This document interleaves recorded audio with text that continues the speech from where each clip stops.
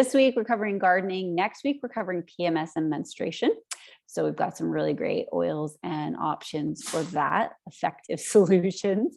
And the week after, summer bevies. And then we've got some ideas after that as well. So one of them will be energy, we've got yoga, etc.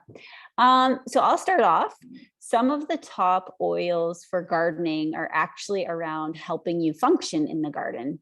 And then we're going to also share some recipes for pests and how to deter them. But gardeners are going to want to keep these on hand to have more joy in the garden. Nobody likes to garden when they're sweating to death, they're covered in dirt, and the bugs are driving them crazy, right? Do you like that? No, you get lots of bugs where you are too. Yes. Lots. So one of my favorite oils to put on is peppermint, whether it's the oil or the roller.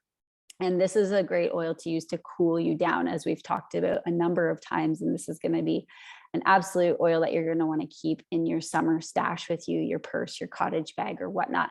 So just rolling it on the back of your neck. Sometimes I'll roll it in my hands and put it on the back of my neck. I like pulse points too, or the backs of the knees.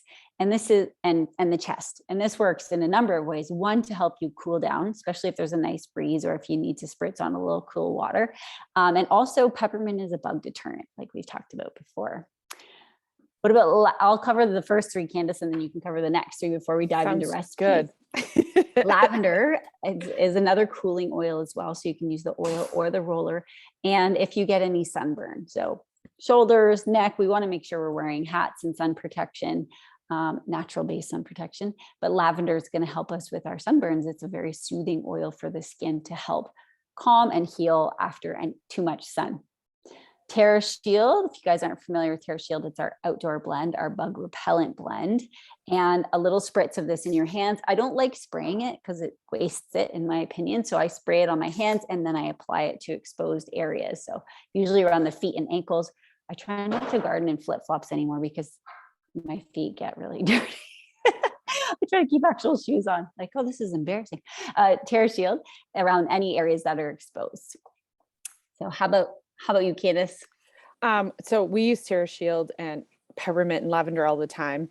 Love those for the summer. I think those are like the three staples in all the bags, like for camping and when we're out, like for when Grayson goes and does swimming or play sports. So he's going to have soccer. So these will be all in the bag, ready to go.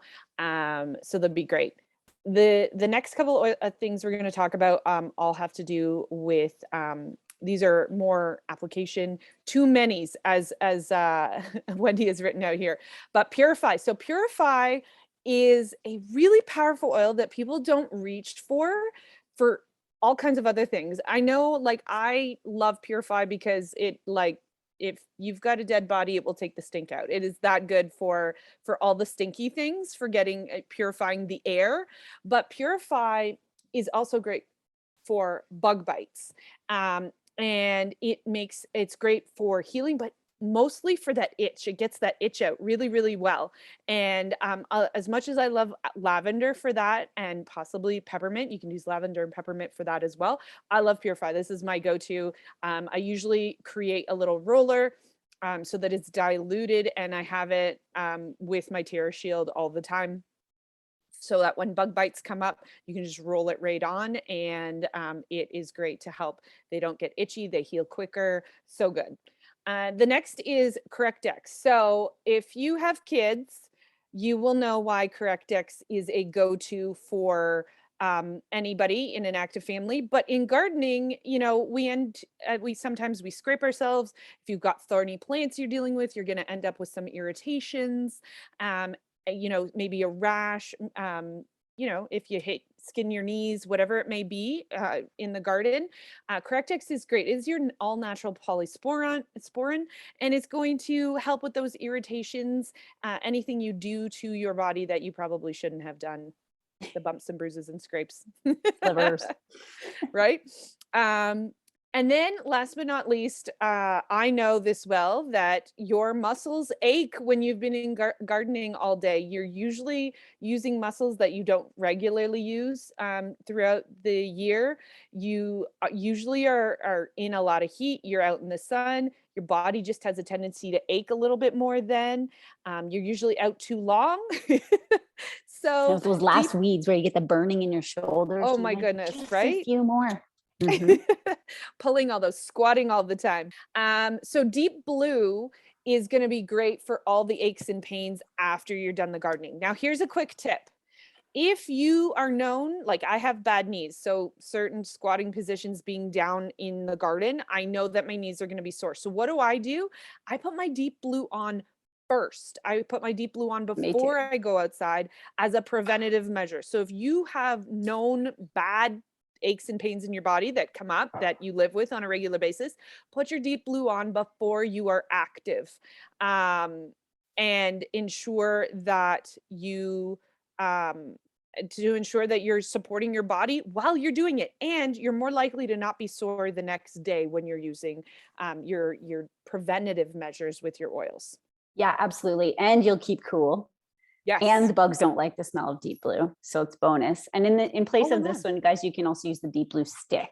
So the cool thing, if you're watching this today or live or in the month of June and you're Canadian, we'll first hit replay on this and ask any questions in the comment section. But doTERRA has released for June for Canadians a summer survival kit. So it's a collection of deep blue rub, lavender, Correct-X, and we've got Terror Shield. There's a lip balm and On Guard wipes. So that's pretty awesome. And basically what we've got here in the gardening survival kit for your active body, for yourself.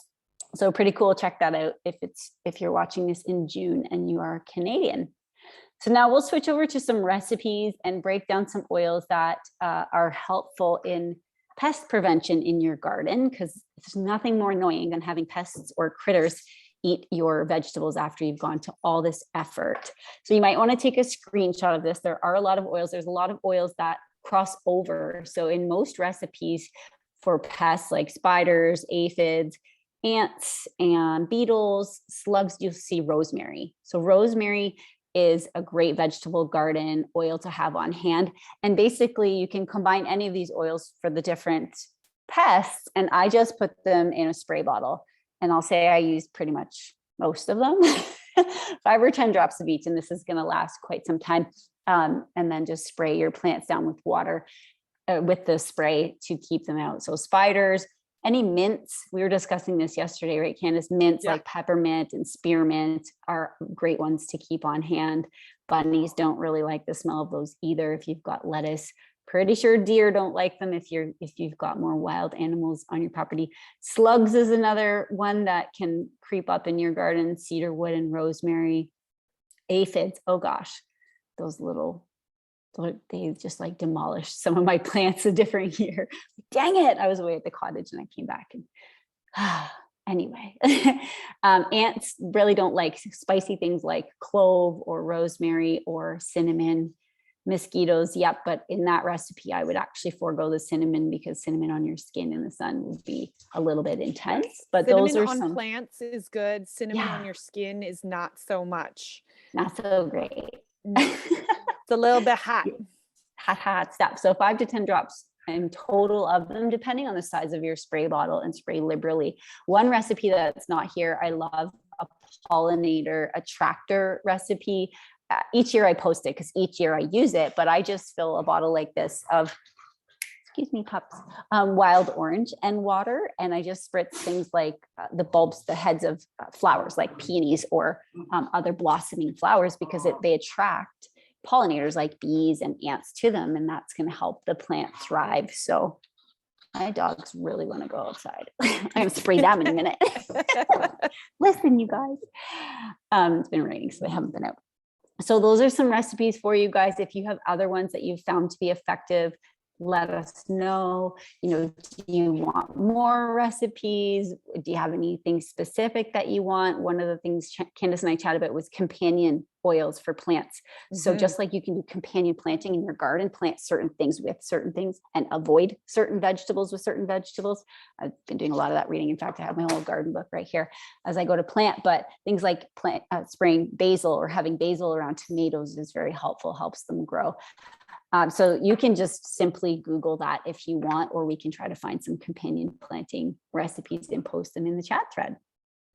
Anything else you want to add, Candace, in our mini class? I know I've done a gardening class before that I can post the link of. Should be on my YouTube channel as well. But anything that you thought of? So just something to know, if you are living in the country like I am, or in a sandy area where you have a lot of sand, something that happens for us in the spring especially is ants come into the house. And so taking that ant recipe and spraying around your sliding glass door frames, window frames, anywhere low that you might traditionally get the ants coming in. I have a spray bottle that I get prepped, and I usually spray that twice a day to help reduce the ants coming in. Also, if you're like me in the middle of nowhere, then spiders are a fun thing that happen in the spring in your basement. So you can also use this natural spray in the basement. So what I do is I go up around the windows in the basement and down in the corners in that as well. And that will, if you're not so happy with spiders, then that will also help. I do have a cat, so she usually takes care of most of them, but we do end up with a few. So I like to spray for both of those. So keep in mind, when you're not only gardening and spraying, using these recipes for spraying outdoors, because they're natural, you can also look at spraying them indoors as well, which is, you know, amazing and fantastic. So you're not bringing in those chemicals and other things into the home to effectively manage the pests indoors as well. Yeah. One more recipe I used a lot last year was a combination that I put together for the gypsy moths that were just attacking everything. And I would say it was somewhat effective. I'm sure I could tweak it this year, but I used lemon eucalyptus, lemongrass. I used citronella, and I think I used cassia, like burning them because they just were demolishing my apple and pear tree leaves. So that could be a recipe to look at as well. So that's a great tip. And yeah. Sorry, just one more thing I wanted to say with natural products. And I know some people may want to remember this. So a tip with all of these recipes, when you spray to a plant, I like to add a drop or two of natural dish soap into my thing, because for it to stick onto plants, the soapy nature of it, it's great. You can also use DeBroner's, I'm forgetting the word all of a sudden. DeBroner's Castile soap? Yes, thank you. Castile soap. You can use DeBroner's Castile soap, which is just basic soap. You can put that in. I just take a pump or two of doTERRA's now dish soap that I have. I created one actually earlier later last week. And so I just put a pump or two of that in. It will help all of the oils in that cling to the leaf and ensure that it's sticking on the plant. With aphids specifically, if you don't have the aphids on the top of the leaf, but on the bottom of the leaf, make sure you spray up underneath the leaves as well, because on the top is not going to help if the aphids are all under the leaf. So just keep that in mind with slugs and everything else, that you want to be spraying where the bug typically goes. Yeah, good point. No point putting it on top if they're on the bottom. Yeah. Awesome. So yeah, your survival kit, if June, you could actually get most of these as a collection, or if you're new to oils, you can get them as a collection, and then just some typical garden and I would say outdoor pests. So we hope you found that helpful, guys. Next week, we'll be covering, like I said, PMS and menstruation solutions, and boy, did those ever work. And then summer bevies, energy, we got yoga, we got lots on the go. So post your questions below. Make sure you let us know if you watch the replay, and we will answer any questions as the week goes by. All right. Thanks, guys. Bye.